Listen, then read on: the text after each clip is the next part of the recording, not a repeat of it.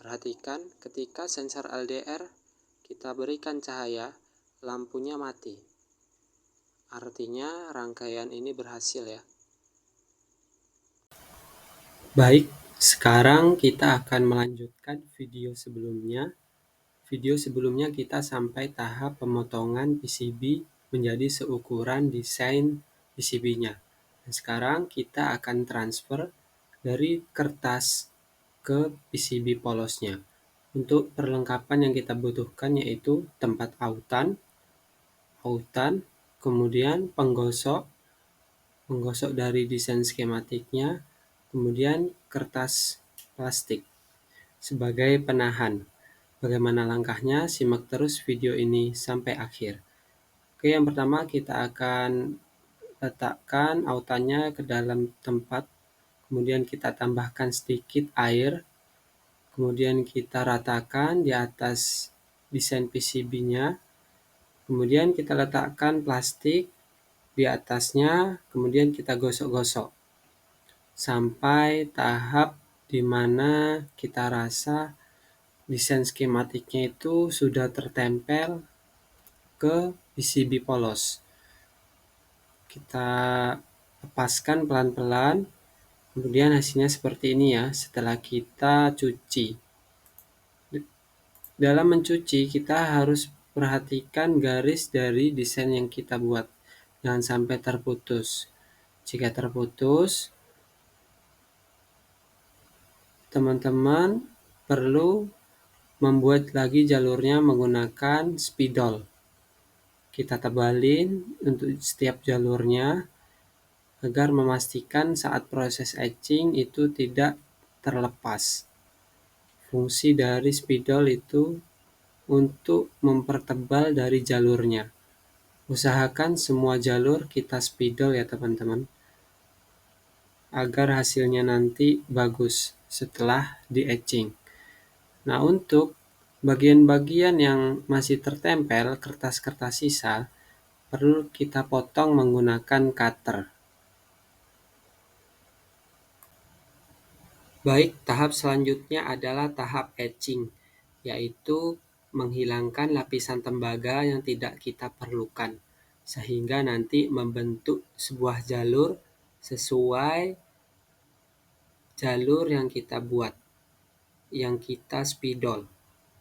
Untuk bahan-bahan yang kita perlukan yaitu yang pertama bubuk atau larutan ferriklorid, kemudian air panas, kemudian larutan HCl. Tujuan dari menggunakan larutan HCl adalah untuk mempercepat proses etching. Dari yang normalnya itu setengah jam, jika menggunakan larutan HCl bisa terpangkas waktunya menjadi hanya 5 menit. Jadi tetap kita guncang-guncangkan tempatnya, kita goyang-goyangkan, tetapi waktunya lebih cepat, yaitu sekitar 5 menit. Nah, ini larutan HCl-nya kita tambahkan. Selanjutnya kita tambahkan PCB-nya.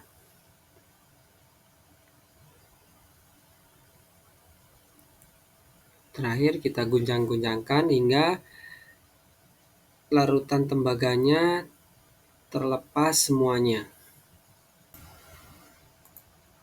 Oke, selanjutnya akan kita cuci setelah proses etching. Perhatikan daerah yang putih, yaitu menandakan lapisan tembaganya sudah terlepas semua. Selanjutnya kita akan gosok menggunakan kawat besi.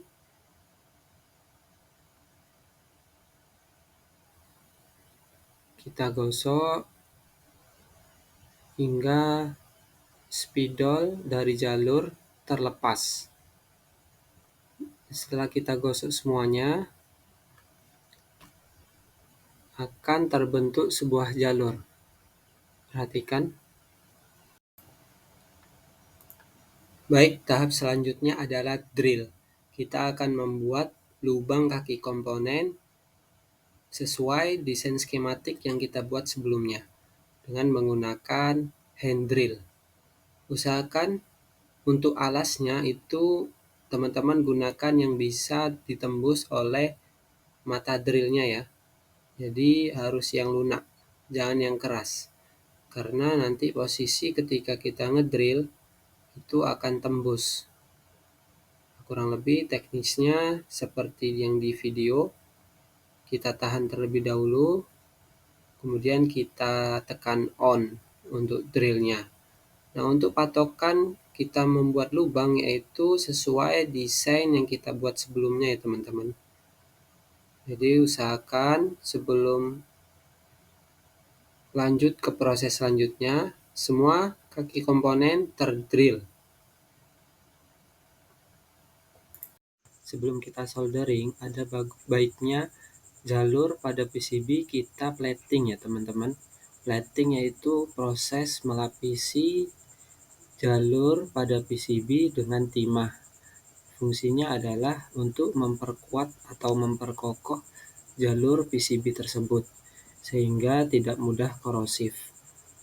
Setelah di plating, selanjutnya kita akan solder untuk komponen-komponennya. Kita susun terlebih dahulu komponennya sesuai dengan desain skematiknya.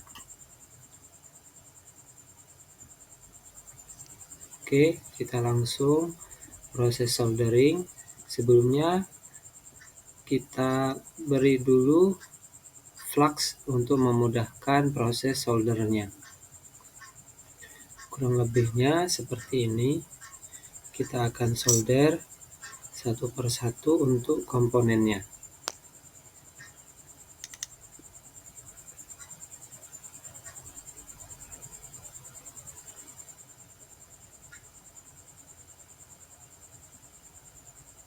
Usahakan pada saat proses menyolder, timahnya jangan terlalu banyak ya,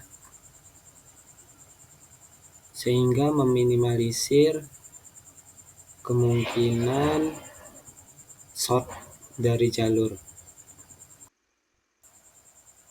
Dan ini adalah hasil dari setelah kita solder, kurang lebih seperti ini ya. Baik, sekarang kita sudah sampai di tahap pengetesan project lampu otomatis. Yang pertama, kita perlu menyolder 3 kabel yang terhubung ke fitting lampu dan colokan. Kabel pertama, kabel warna hijau yang terhubung ke resistor. Ini kita solder pada kabel negatif antara fitting lampu dan colokan. Kabel kedua, kabel kuning yang terhubung ke triak BT kaki yang tengah. Ini kita solder ke kabel merah fitting lampu. Dan yang terakhir, kabel warna orange yang terhubung ke triak BT kaki yang pertama atau yang sebelah kiri, kita solder ke kabel warna merah dari colokan lampu. Selanjutnya kita akan tes apakah proyek ini berjalan atau tidak. Sebelumnya kita akan matikan lampunya terlebih dahulu untuk memastikan bahwa sensor LDR-nya tidak mendapatkan sinar. Oke, setelah kita matikan, kita coba tes lampu secara otomatis hidup. Sekarang kita akan tes sensor LDR-nya. Apakah berfungsi dengan normal atau tidak. Kita berikan cahaya dari senter lampu HP.